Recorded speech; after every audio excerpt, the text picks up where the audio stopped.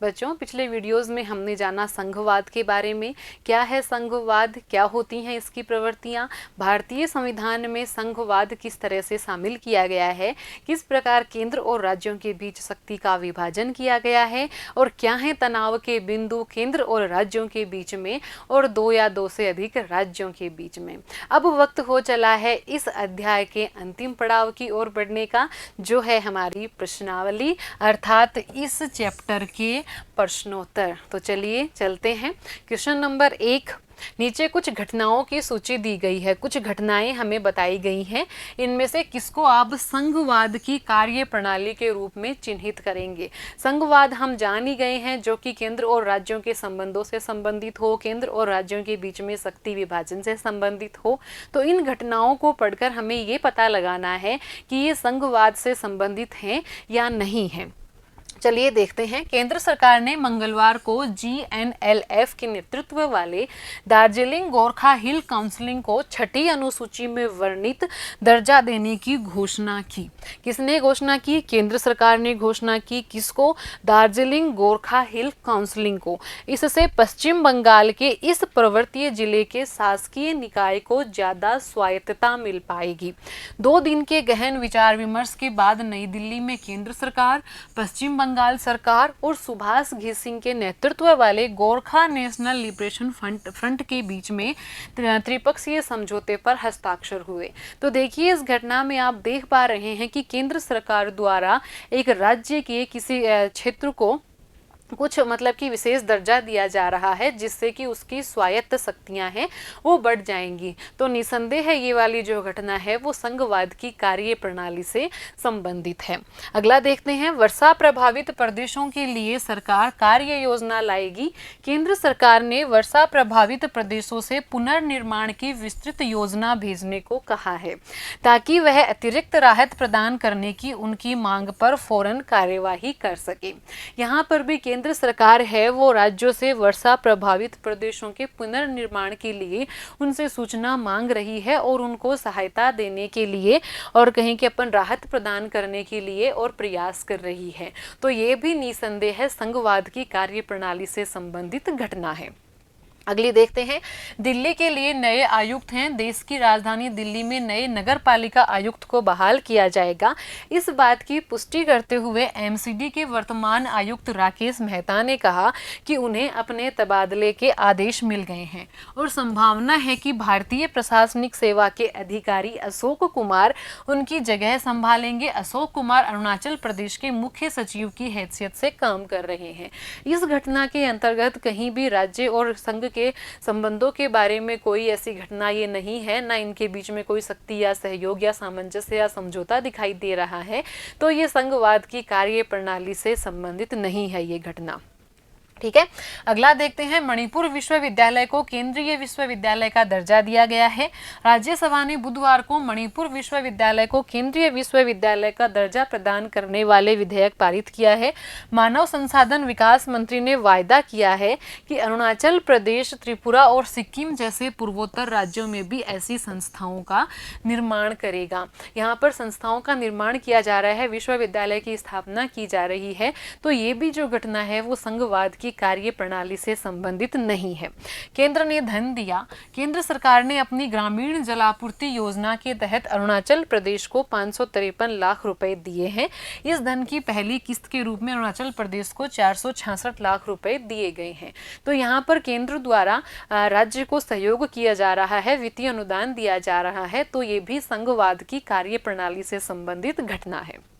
हम बिहारियों को बताएंगे कि मुंबई में कैसे रहना है। करीब 100 शिव सैनिकों ने मुंबई के JJ अस्पताल में उठा पटक करके रोजमर्रा के काम धंधे में बाधा पहुंचाई, नारे लगाए और धमकी दी कि गैर मराठियों के विरुद्ध कार्रवाई नहीं की गई तो इस मामले को वे स्वयं ही निपटाएंगे। तो ये राज्य के अंदर ही अशांति का मसला है, ये भी संघवाद की कार्य प्रणाली से संबंधित नहीं है। सरकार को भंग करने की मांग। कांग्रेस कांग्रेस विधायक दल ने प्रदेश के राज्यपाल को हाल में सौंपे एक ज्ञापन में सत्तारूढ़ डेमोक्रेटिक अलायंस ऑफ नागालैंड की सरकार को तथाकथित वित्तीय अनियमितता और सार्वजनिक धन के गबन के आरोप में भंग करने की मांग की है। तो ये भी संघवाद की कार्यप्रणाली से संबंधित नहीं है। संघवाद इस तरह से किसी दूसरे सरकार की बर्खास्तगी की बात नहीं करता है। एनडीए सरकार ने नक्सलियों से हथियार रखने को कहा। विपक्षी दल राजद और उसके सहयोगी कांग्रेस द्वारा सीपीआई-एम के वॉकआउट के बीच बिहार सरकार ने आज नक्सलियों से अपील की कि वे हिंसा का रास्ता छोड़ दें। बिहार को विकास के नए युग में ले जाने के लिए, बेरोजगारी को जड़ से खत्म करने के लिए अपने पुराने वादे को भी सरकार ने दोहराया। तो ये भी एक राज्य के आंतरिक मामले से संबंधित ही घटना है, ये भी संघवाद की कार्य प्रणाली से संबंधित नहीं है। आंसर देख लेते हैं। कै वास्तव में संघीय प्रणाली की स्थिति दिखाई देती है क्योंकि इसमें सांस्कृतिक व भौगोलिक समीपता के आधार पर स्वायत्त परिषद का निर्माण कर शक्तियों का बंटवारा किया जाता है, जिससे निश्चित क्षेत्र का वहां के स्थानीय लोगों की इच्छा एवं अपेक्षाओं के अनुरूप विकास हो रहा है। ख भी है इसमें आंसर कि ख भी वास्तविक संघीय प्रणाली की स्थिति को प्रकट करता है। इसमें केंद्र उन राज्यों की व्यय का विवरण मांगता है जो कि वर्षा से अधिक प्रभावित हुए हैं, ताकि राज्य उनको सहयोग देते। तो केंद्र राज्य सहयोग, राज्यों का आपसी सहयोग। अब अपन बात करते हैं अगला जो अपना आंसर है वो कि डैम, इसमें भी जो अड़े वाली अपनी घटना थी अरुणाचल प्रदेश को अनुदान देने वाली, कि उसमें भी वास्तविक संघीय प्रणाली की स्थिति है, क्योंकि इसमें अरुणाचल प्रदेश को पानी की आवश्यकता को पूरी करने के लिए धन की व्यवस्था की गई है। देखते हैं क्वेश्चन नंबर 2। बताएं कि निम्नलिखित में से कौन सा कथन सही होगा और क्यों। कथन दिए गए हैं, कौन सा कथन इसमें से सही होगा इसके बारे में बताना है अपन को। पहला कथन है कि संघवाद से इस बात की संभावना बढ़ जाती है कि विभिन्न क्षेत्रों के लोग मेलजोल से रहेंगे और उन्हें इस बात का भय नहीं रहेगा कि एक की संस्कृति दूसरे पर लादी जाएगी। तो इस कथन से हम सहमत हो सकते हैं, ये कथन सही है कि संघवाद की जो प्रवृत्ति होती है उसके अंदर लगभग सभी संस्कृतियों को, सभी समुदायों को मान्यता दी जाती है, इसलिए उन्हें इस बात का भय नहीं रहता कि दूसरों की संस्कृति उन पर लादी जाएगी। अलग अलग किस्म के संसाधनों वाले दो क्षेत्रों के बीच आर्थिक लेन देन को संघीय प्रणाली से बाधा पहुंचेगी। ये कथन गलत है, क्योंकि अलग अलग किस्म के संसाधन वाले दो क्षेत्र हैं तो संघीय प्रणाली से उनके बीच में बाधा नहीं पहुंचती है, अपितु सहयोग ही प्राप्त होता है। संघीय प्रणाली इस बात को सुनिश्चित करती है कि जो केंद्र में सत्तासीन है उसकी शक्तियां सीमित रहें। तो ये कथन भी सही है कि जो केंद्र में सत्तासीन है उसकी शक्तियां सीमित रहें, राज्यों को भी शक्तियां दी जाएं, क्योंकि शक्तियों का बंटवारा कर दिया जाता है, इसलिए जो केंद्र में सत्तासीन है उसकी शक्तियां थोड़ी कम हो जाती हैं। उत्तर देखते हैं। कथन कै सही है, क्योंकि संघीय प्रणाली में सभी को अपनी अपनी संस्कृति के विकास का पूरा अवसर प्राप्त होता है, जिसमें यह भी भय नहीं रहता कि किसी दूसरे की संस्कृति लाद दी जाएगी। तीसरा कथन गै भी सही है, क्योंकि संघीय प्रणाली में शक्तियों का केंद्र और राज्यों में बंटवारा करने का केंद्र की शक्तियां हैं वो सीमित कर दी जाती हैं या सीमित हो जाती हैं। क्वेश्चन नंबर 3 देखते हैं। बेल्जियम के संविधान के कुछ प्रारंभिक अनुच्छेद नीचे दिए गए हैं। बेल्जियम के संविधान के अनुच्छेद हमें दिए गए हैं, इसके आधार पर हमें ये बताना है कि बेल्जियम में संघवाद को किस रूप में साकार किया गया है। भारत के संविधान के लिए ऐसे ही अनुच्छेद लिखने का प्रयास करके देखें। तो चलिए पहले देख लेते हैं बेल्जियम के अनुच्छेद। अनुच्छेद पहला है शीर्षक संघीय बेल्जियम, इसके घटक और इसका क्षेत्र। पहला अनुच्छेद कहता है कि बेल्जियम एक संघीय राज्य है जो कि समुदायों और क्षेत्रों से बना है। दूसरा अनुच्छेद कहता है कि बेल्जियम 3 समुदायों से बना है, फ्रेंच समुदाय, फ्लेमिश समुदाय और जर्मन समुदाय। अनुच्छेद 3 कहता है बेल्जियम 3 क्षेत्रों को मिलाकर बना है, वो है बेलून क्षेत्र, फ्लेमिश क्षेत्र और ब्रुसेल्स क्षेत्र। अनुच्छेद 4 कहता है कि बेल्जियम में 4 भाषाई क्षेत्र हैं, फ्रेंच भाषी क्षेत्र, डच भाषी क्षेत्र, ब्रुसेल्स भाषी क्षेत्र। राजधानी का द्विभाषी क्षेत्र तथा जर्मन भाषी क्षेत्र। राज्य का प्रत्येक कम्यून इन भाषाई क्षेत्रों में से किसी एक का हिस्सा है। अनुच्छेद 5 कहता है कि वैलोन क्षेत्र के अंतर्गत आने वाले प्रांत हैं वैलोन, ब्राबैंट, हैनोल्ट, लैग, लग्जमबर्ग और नामूर। फ्लेमिश क्षेत्र के अंतर्गत शामिल प्रांत हैं Antwerp, Flemish Brabant, West Flanders, East Flanders और लिम्बर्ग। तो ये इस बेल्जियम के संविधान के कुछ अनुच्छेद थे जो अपन ने जाने। तो क्या जान पाए अपन इन अनुच्छेदों को पढ़कर? अपन इन अनुच्छेदों को पढ़कर ये जान पाए कि जो बेल्जियम है वो बहुत सारे समुदायों का, बहुत अलग अलग समुदायों का एक समूह है, एक संघ है।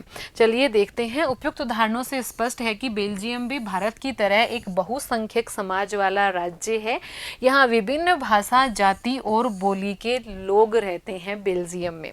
बेल्जियम भी ऐसा संघ है जिसमें विभिन्न क्षेत्र एवं प्रांत सम्मिलित हैं। जैसे कि हमारे भारत में बहुत सारे राज्य हैं और केंद्र शासित प्रदेश हैं, वैसे ही बेल्जियम में भी हैं। भारत के लिए अनुच्छेद अगर अपन लिखेंगे तो कैसे लिखेंगे? पहला अनुच्छेद तो हम ये लिख देंगे कि भारत है वो बहुत सारे राज्यों का संघ है। दूसरा अनुच्छेद अपन लिखेंगे कि भारतीय संघ किसी भी प्रकार के जातिगत भेदभाव से मुक्त होगा और भारत के सभी समुदायों को उचित प्रतिनिधित्व प्राप्त होगा। अर्थात हमें जाति, धर्म आदि के आधार पर भेदभाव तो नहीं होगा, लेकिन इनके आधार पर प्रतिनिधित्व दिया जाएगा।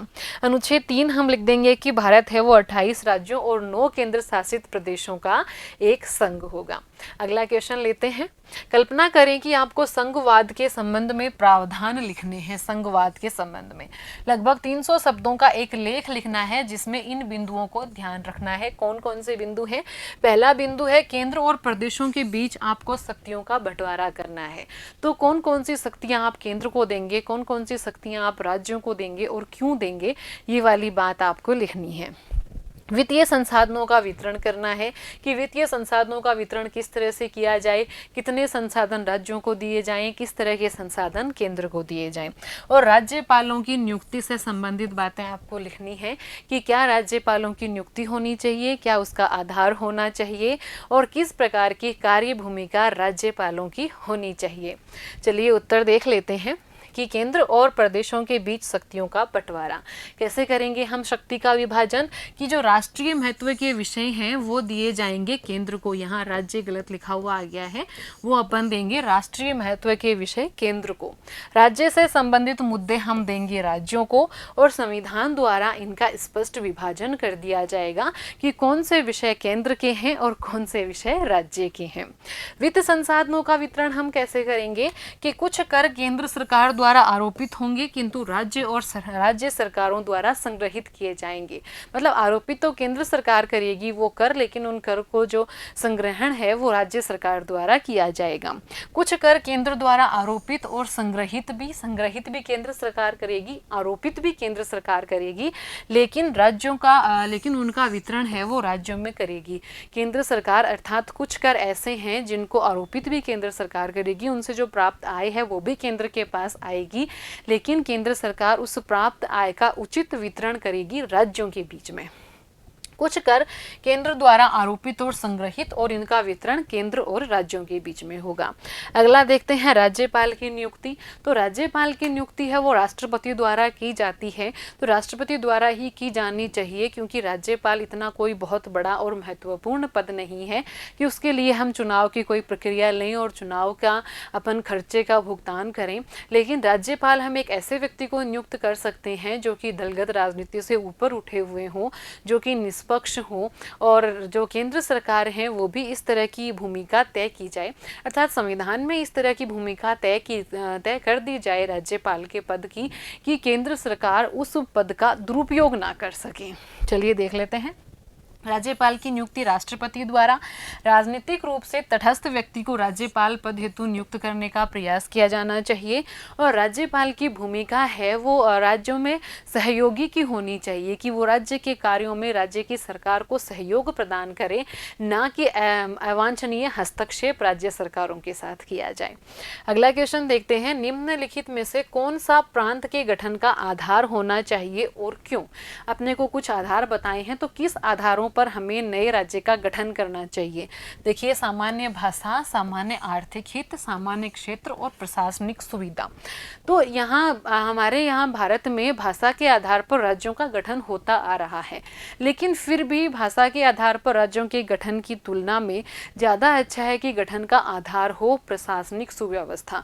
क्योंकि हमने देखा कि भाषा के आधार पर राज्यों का गठन हम कर तो रहे हैं, लेकिन फिर भी ऐसे बहुत सारे क्षेत्र हैं, सीमावर्ती इलाके जो होते हैं, उनमें मिली-जुली भाषाएं बोलने वाले लोग रहते हैं कि उसमें जो सीमावर्ती क्षेत्र पे मतलब कि दोनों ही तरफ की भाषाएं बोलने वाले लोग हैं, तो वहाँ विवाद उत्पन्न हो जाता है।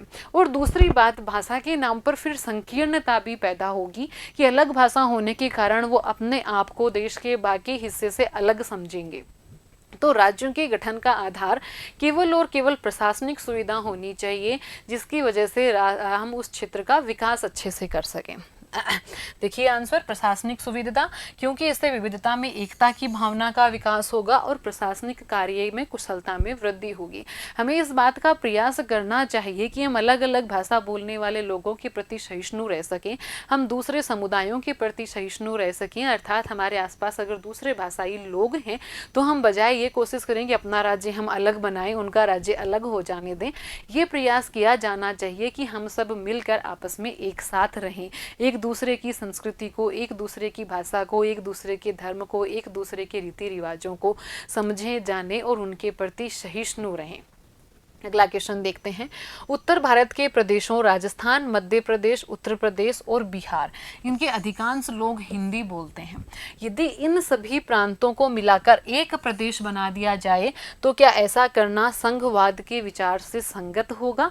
तर्क दीजिए। देखिए, संघवाद है वो दो प्रकार की सरकारों के मध्य शक्ति विभाजन के सिद्धांत पर आधारित प्रणाली है। यदि भाषा के आधार पर इन सब राज्यों को मिलाकर एक साथ एक राज्य बनाया जाएगा तो ये संघवाद की प्रणाली के अनुकूल नहीं है।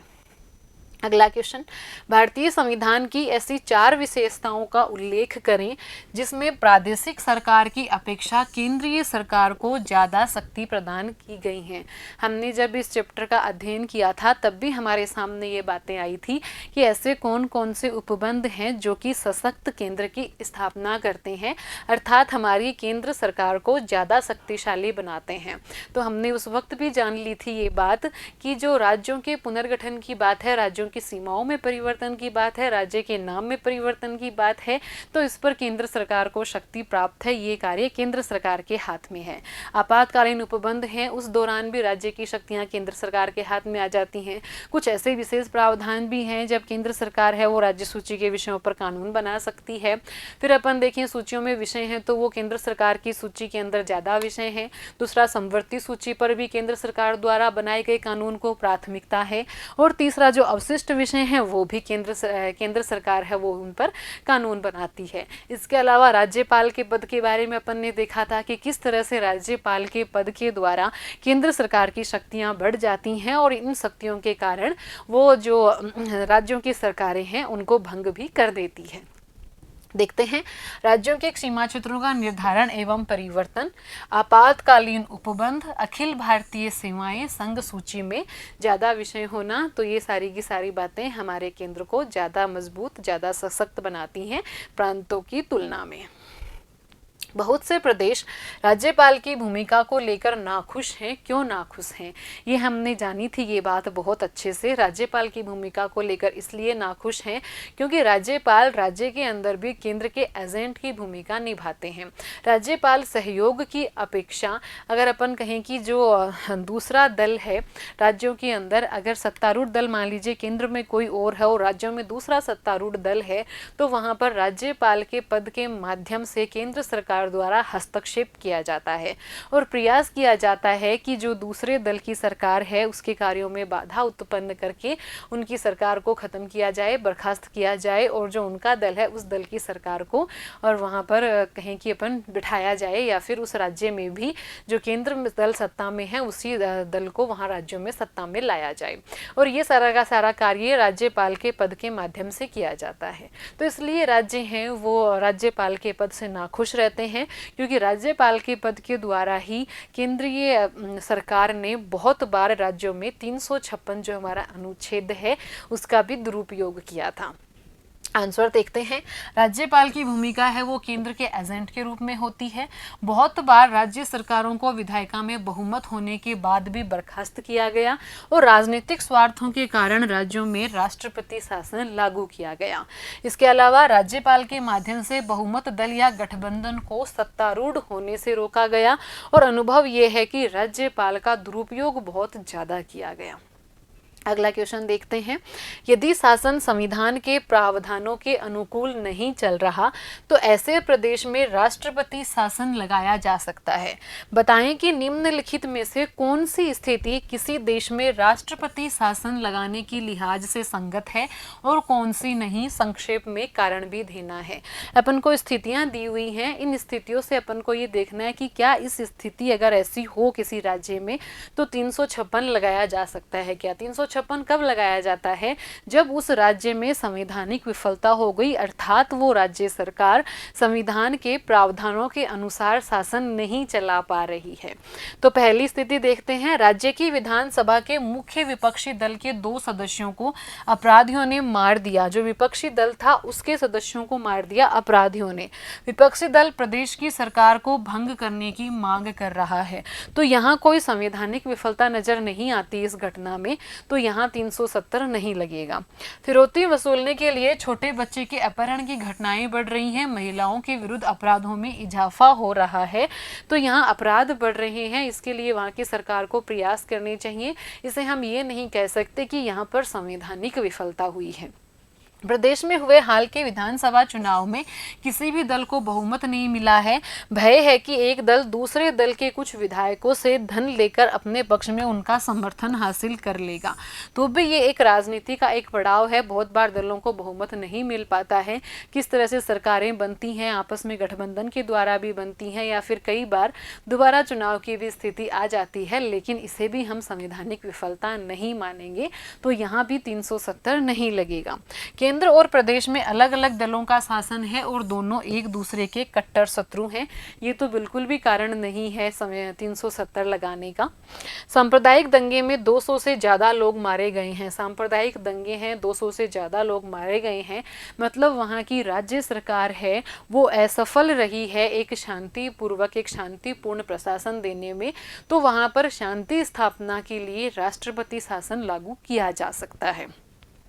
2 प्रदेशों के बीच चल रहे जल विवाद में एक प्रदेश ने सर्वोच्च न्यायालय का आदेश मानने से इनकार कर दिया। तो ये है वो एक परफेक्ट कारण है, उचित कारण है 370 लगाने का, क्योंकि सर्वोच्च न्यायालय के निर्णय की अवमानना करना, उस राज्य द्वारा संविधान की अवमानना करना है। तो यहाँ संवैधानिक विफलता हुई है। तो यहाँ राष्ट्रपति शासन यानी कि अनुच्छेद 356 लागू करने का सबसे उचित कारण है। उत्तर भी देख लेते हैं। पहला था कि ये स्थिति संवैधानिक शासन की विफलता को नहीं दर्शाती, इसलिए यहाँ पर अनुच्छेद 356 लागू नहीं होगा। कौन सी स्थिति थी वो स्थिति थी राज्य की विधानसभा के मुख्य विपक्षी दल के सदस्यों को अपराधियों द्वारा मार दिया गया था। दूसरी स्थिति थी कि अपराध बढ़ रहे हैं, बच्चों का अपहरण किया जाता है, फिरौती वसूल की जाती है। तो यहाँ भी संवैधानिक विफलता नहीं हुई है। तीसरी स्थिति में भी संवैधानिक विफलता नहीं है। चौथे में भी नहीं है कि कट्टर शत्रु हैं दोनों दल, ये भी संवैधानिक विफलता नहीं है। जबकि इस राज्य में राज्य सरकार दंगे रोकने में असफल रही है, अर्थात वहाँ शांति स्थापना के लिए राष्ट्रपति शासन लागू किया जा सकता है। सर्वोच्च न्यायालय का आदेश न मानने का तात्पर्य है कि राज्य संवैधानिक प्रावधानों के अनुरूप शासन व्यवस्था नहीं चला रहा है। इसलिए सबसे उचित कारण यहाँ पर बनता है अनुच्छेद 370 लगाने का। 356। अगला क्वेश्चन, ज्यादा स्वायत्तता की चाह में प्रदेशों ने क्या मांगे उठाई हैं? ज्यादा स्वायत्तता की चाह में प्रशासन ने राज्यों ने मांगे उठाई हैं प्रांतीय सरकारों ने कि उनको ज्यादा शक्तियां दी जाएं, उनको ज्यादा वित्तीय संसाधन दिए जाएं। तो देखते हैं अपन, ज्यादा शक्तियों की मांग की गई है, ज्यादा वित्तीय स्वतंत्रता की मांग की गई है, प्रांतीय भाषाई आधार पर अलग से प्रांतों के गठन की मांग उठती रहती है और राज्य सूची में विषयों को बढ़ाए जाने की मांग उठती रहती है। क्वेश्चन नंबर 11 देख देखते हैं। क्या कुछ प्रदेशों में शासन के लिए विशेष प्रावधान होने चाहिए? क्या इससे दूसरे प्रदेशों में नाराजगी पैदा होती है? क्या इन विशेष प्रावधानों के कारण देश के विभिन्न क्षेत्रों के बीच एकता को मजबूत करने में मदद मिलती है? विशेष प्रावधानों के बारे में अपन ने जाना था अनुच्छेद 370 के तहत और अनुच्छेद 371 के तहत विशेष प्रावधान कुछ राज्यों को दिए गए।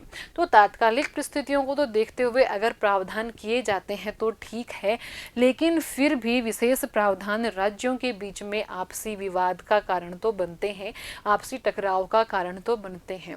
इसलिए उन परिस्थितियों को देखते हुए अगर कोई विशेष प्रावधान लागू किए भी जाते हैं तो बाद में समय रहते उनका आकलन और उनकी प्रासंगिकता का भी एक बार अवलोकन कर लेना चाहिए। चलिए उत्तर देखते हैं। भारतीय संविधान द्वारा कुछ राज्यों के लिए विशेष प्रावधान किए गए थे। संघीय प्रशासन के सिद्धांतों के अनुसार सभी राज्यों के साथ समान व्यवहार किया जाना चाहिए, जबकि संघात्मक शासन प्रणाली का सिद्धांत तो यही मांग करता है कि सब राज्यों के साथ समान बर्ताव होना चाहिए। किंतु भारतीय संविधान की मंशा अनुसार कुछ कमजोर और पिछड़े राज्यों के विकास के लिए विशेष प्रावधान अनुचित नहीं है।